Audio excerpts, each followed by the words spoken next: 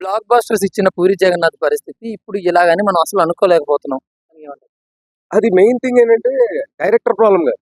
Director పెంచుకునే story బట్టి ఉంటుంది. నెక్స్ట్ స్టోరీ టెల్లింగ్ కూడా రావాలి.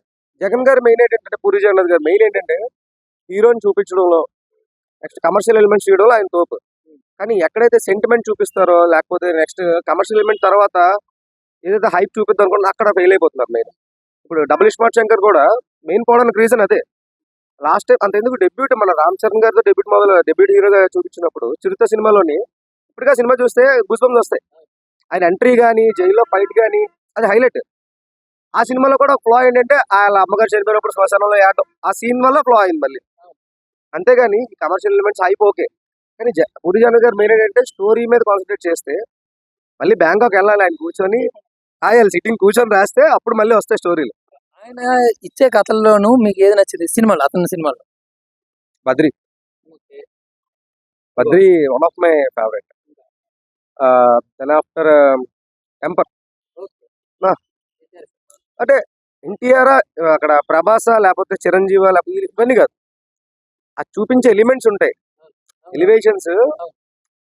ఇంకా అంటే దాన్ని ఏమంటారంటే ఉత్సాహం పెరిగిపోతుంటది. ఆ సీట్ అంటే సీట్ లోంచి లెగాలాగా వెళ్తాలనిపిస్తుంది. ఇప్పుడు అంత హిట్ తనకి కావాలి, లేకపోతే తను ఎంచుకున్న కథను కూడా బాగానే అనుకుని విజయ్ సేతుపతిని తీసుకున్నారని మనం భావించవచ్చు. విజయ్ సేతుపతి గారు న్యాచురల్ స్టార్. యాక్చువల్లీ మనకు తెలుగులో నాని గారు అలాగా, అక్కడ ఆయన అలాగా. ఆయనతో హైప్ క్రియేట్ చేయడం కష్టం కానీ కమర్షియల్ ఎలిమెంట్స్ ఆయన తోపు. ఏస్ అని ఒక సినిమా వచ్చింది. సినిమా అంతా కమర్షియల్ మీద రన్ అవుతుంది. అది చూస్తే మనం ఆ సినిమాలోని ఆయన ఫైట్ చేయడం పెద్దగా ఏం ఉండదు. సంథింగ్ ఒక పోకర్ ఎలిమెంట్ కానీ ఒక రాబరీ దాని మీద మొత్తం రన్ అవుతుంది. అసలు హీరో ఎవడో కూడా అసలు రివీల్ చేసే సినిమా మొత్తంలో. అలాంటి హీరోని తీసుకురావడం అంటే ఛాలెంజింగ్. విజయ్ సేతుపతి గారు డైరెక్ట్ చేయడం మాటలు కాదు. ఫస్ట్ థింగ్ ఇప్పుడు ఆయన బ్లైండ్ పీపుల్ అంటే ఆయన ఒక అంధుడిగా చూపించి ఆయనతో హిట్ కొట్టాలంటే అంటే మెయిన్ థింగ్ ఏంటంటే ఛాలెంజ్. అది మెయిన్ ఒక ఛాలెంజ్ మెయిన్. కానీ మాకు పూరి జగన్నాథ్ గారు మళ్ళీ రావాలి. ఒక బుజ్జిగాడు, ఒక టెంపర్, ఒక ఏక్ నిరంజన్ అలాంటి కమర్షియల్ ఎలిమెంట్స్ కావాలి. ఓకే, ఇలాంటి బ్లాక్ బస్టర్ అలాంటి ట్విస్టులు లేకపోయినా కూడా కనీసం యావరేజ్ గా ఆయన రమ్మంటారా?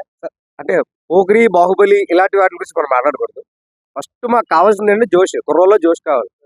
ఒక జ్యోతిలక్ష్మి అలాంటి ఎలిమెంట్స్ కావాలి కుర్రోలకి. అంటే ఒక సినిమాకి ఎందుకు వస్తామండి, పూరి జగన్నాథ్ గారి సినిమాకి మెయిన్ ఎందుకు వస్తామంటే ఎంజాయ్ చేస్తాం. హార్ట్ అటాక్ కొన్ని సినిమాలు ఏంటంటే అవి హిట్లు అక్కర్లేదు మాకు. మేము వెళ్ళి ఆ స్క్రీన్ మీద ఆ ప్రెసెన్స్ ఎంజాయ్ చేయాలి.